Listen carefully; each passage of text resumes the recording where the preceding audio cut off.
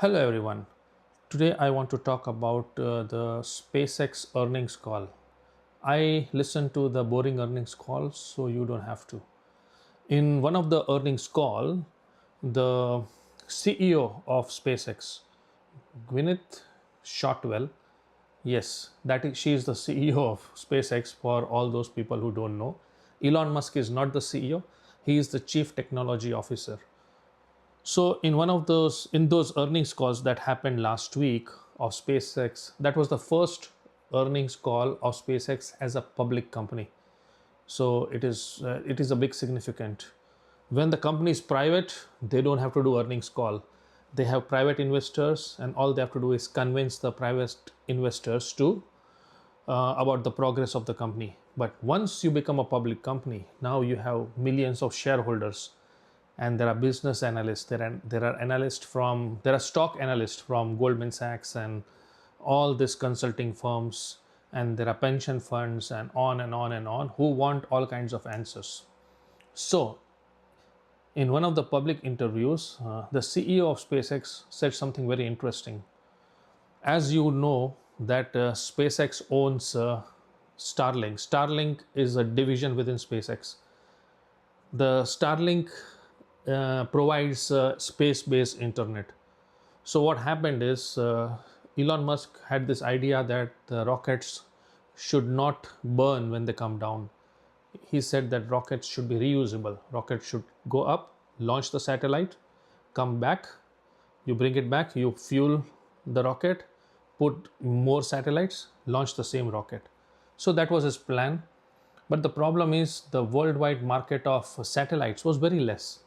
Imagine how many satellites India launches every year. Hardly 4 or 5. If you look at ISRO, rocket launches from ISRO for last 10-15 years, it is like 3 4, that's it. So Elon Musk had to create a market for reusable rocket. So what he did is he said that okay, we will create a division within SpaceX called Starlink. Starlink will provide satellites, communication satellite. That satellite will be put on SpaceX rocket, and this is how SpaceX rocket will get a big customer like Starlink, which is an internal customer. So Starlink is one of the biggest customer of SpaceX for last 6-7 years. So Starlink gives money to SpaceX to launch the satellites in the LEO, low Earth orbit, and then those satellites provide internet. Now people like you and me, we buy the Starlink antenna, and we get the internet whether we are, if you can see the sky, you can get the internet. So Starlink has millions of customers who are paying them $65 a month. So that money that Starlink collects from the internet subscribers, they give it to SpaceX to launch more satellites. So it is a virtuous cycle, even though Starlink is a division of SpaceX. So basically that has been happening for last 7 years. Starlink has 10,000 satellites right now, and it has covered every square inch of the earth. No matter where you are in the earth, it doesn't matter. You can be in North Pole, South Pole, Pacific Ocean. If you can see the sky, you can get the internet. So why is this news important is because what is the next application of space-based internet? Obviously it is the passenger airline. Like imagine you are flying from America to Bombay. It is a 16-hour flight from New York to Bombay. You have to download all the podcast, or you have to watch that limited collection of movies that the airlines provide. Imagine you have a broadband internet connection. How cool is that? You can watch HD videos from Netflix, you can stream from YouTube, you can chat on WhatsApp. So it's a very important feature of airlines that give internet. Every time when I fly to India, I pay $30, $25, whatever they ask for the internet. But the internet is very slow, and sometimes when the plane is going over the North Pole, I get the message that internet not available because the satellite is not there. The plane is out of the coverage. And even though and obviously no streaming of audio, no streaming of video, all I can do is do WhatsApp text message. That's all I can do. But Starlink has changed everything. Right now, all major airlines of the world are cutting their planes and putting a Starlink antenna so that people can get high speed internet when they're flying in the plane. Think about that. And what the CEO of SpaceX said is that she was talking to one of the airline partners. She did not name who, but she said that there are passengers. Imagine there are passengers who would take indirect flight if both the planes have Starlink internet compared to a direct flight. So, for example, if there's a direct flight going from New York to Chicago and it does not have Starlink, they will take two flights. They will take a flight from New York to let's say Detroit, and from Detroit they will take another flight to Chicago. So customers are willing to take two flights if both the flights have Starlink internet rather than the direct flight which does not have internet. Think about that for a second.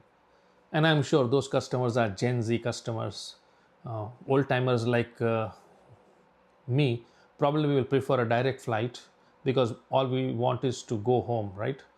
But now imagine one of the CNBC reporter was very impressed by the Starlink internet, and he raised an interesting question. Imagine you are flying from New York to Los Angeles, 6-7 hours flight. One flight has Starlink internet, one flight does not. Which plane would you pick? I know which I would pick. I would pick the one with Starlink.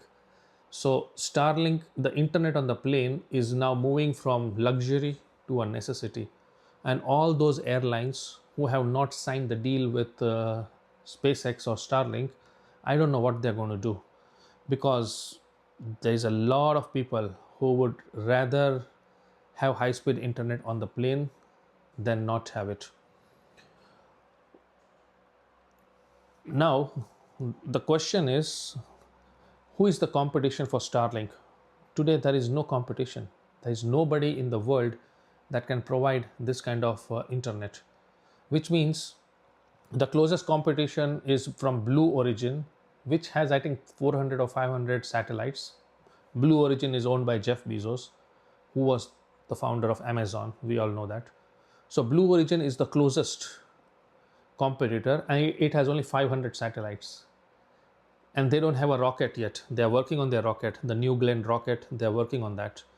But 500 satellites, and Blue Origin has a plan to launch 5,000 satellites in 3 years. It's not 2026, not 2027, but sometimes in 2028. And by that time, most of the airlines of the world probably would be on Starlink. So my question is, which airline is going to recut their plane to fit the Blue Origin antenna?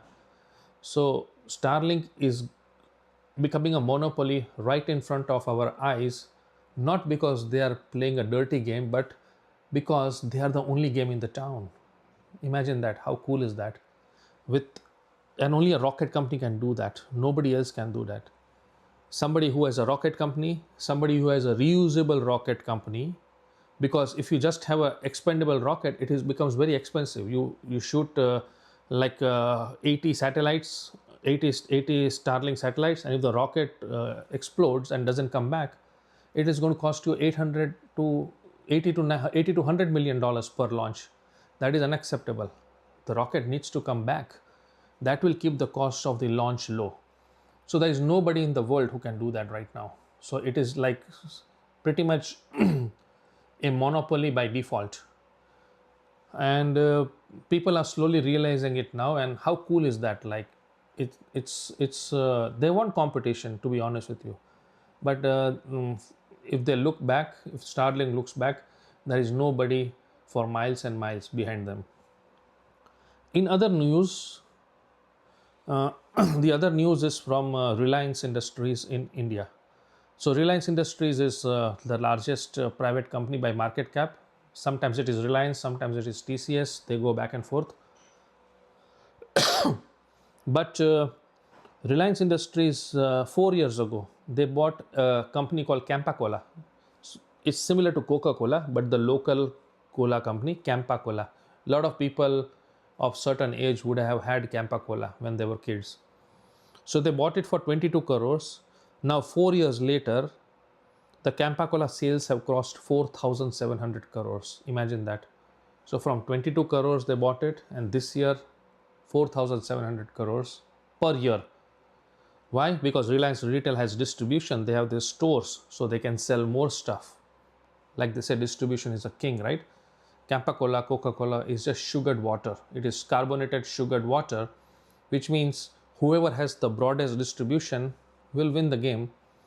So it's a very impressive story how Reliance Industries bought one brand for 22 crores, and now that brand is selling 4,700 crores every year.